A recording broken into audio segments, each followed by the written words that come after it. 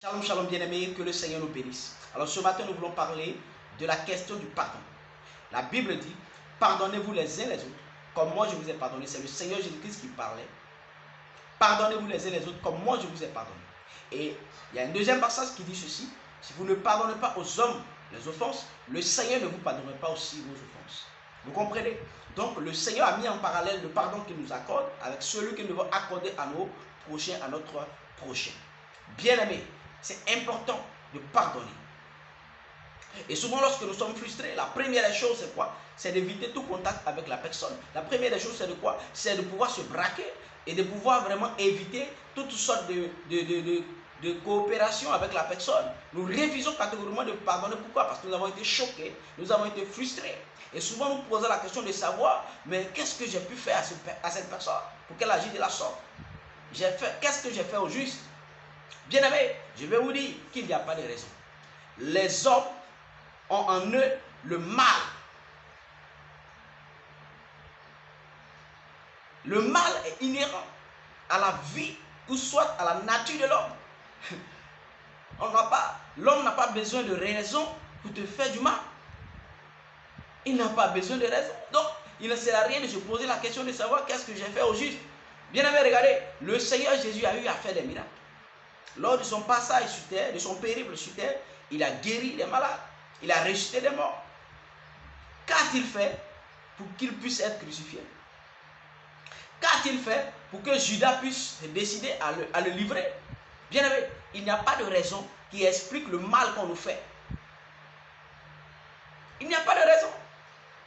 Le mal est inhérent à la vie de l'homme. Et donc, lorsque nous sommes frustrés, lorsque nous avons subi des méchancetés vis-à-vis des hommes, la première démarche que le Seigneur nous recommande, c'est tout simplement de pardonner. Voilà pourquoi il dit que le soleil ne se couche pas sur ta colère. Que le soleil ne se couche pas sur ta colère. Pourquoi? Parce que lorsque tu gardes dans ton cœur quelque chose que l'on t'a fait, lorsque tu n'as pas libéré ton cœur, que tu vas dormir, cela t'empêche de communier avec le Seigneur. C'est un piège du diable, c'est un piège des démons pour nous affaiblir, pour nous frustrer, pour avoir le contrôle sur notre âme, le contrôle sur notre cœur. Jésus-Christ dit, pardonnez-vous les uns les autres. Lui étant sur la croix, toutes ces personnes pour lesquelles il avait fait du bien, qui l'ont livré, qu'est-ce qu'il a dit? Pendant que les clous rentraient dans ses pieds, dans ses mains, sur son côté, on le crucifiait. Qu'est-ce qu'il a dit? Il dit, Père, pardonne-leur, car ils ne savent pas ce qu'ils font. Bien-aimés, qu'avons-nous subi? Qu'avons-nous subi comme méchanceté? Chacun pour sa part a subi quelque chose. Nous tous, nous avons subi quelque chose. Nous avons eu aussi à faire du mal à notre prochain. Dieu nous dit, ne regardons pas à la douleur, ne regardons pas à la trahison. Parce que cela va nous empêcher de pardonner tout simplement. Jésus-Christ ne nous a pas demandé de chercher des raisons pour pardonner. On n'a pas besoin d'avoir des raisons pour pardonner. Dieu dit, le pardon est un remède. Le pardon est une solution à l'offense. Bien-aimé, je veux t'engager à pardonner tout simplement. Qu'est-ce qu'on t'a fait? C'est une trahison. Dans une relation, l'autre t'a laissé tomber. Il est parti, il t'a frustré. C'est une trahison dans les affaires. C'est des méchancetés, des fausses accusations. Tout ça salit ton image. T'as accusé de vol, ce que tu n'as pas fait. Bien-aimé, c'est un proche qui l'a fait. Ce sont des personnes proches de nous qui l'ont fait.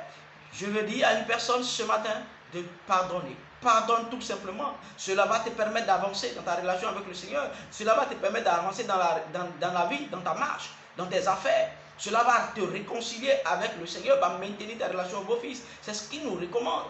Il ne sert à rien de pouvoir dire que cette personne a dépassé les limites. Je ne peux pas pardonner. Je ne peux pas pardonner. Elle est allée très loin. Bien-aimé, Jésus-Christ a subi plus que cela. Il a trouvé la force de pardonner. Joseph a subi plus que cela. Il a trouvé la force de pardonner. Bien-aimé, il est important et il va de notre épanouissement. Le fait de pardonner à notre frère. Ce n'est pas à eux on fait le bien, c'est à nous-mêmes nous faisons le bien. En pardonnant, nous protégeons notre cœur. En pardonnant, nous gardons notre relation avec le Seigneur. Et nous empêchons le diable de prendre le contrôle de notre vie. Pardonne, bien-aimé, à ton frère. Pardonne à ta soeur. Et tu verras que la bénédiction de l'Éternel va continuer de couler dans ta vie. La bénédiction de l'Éternel va continuer de se manifester dans ta vie. C'est très important que nous puissions comprendre cela. Que le Seigneur nous bénisse. Shalom.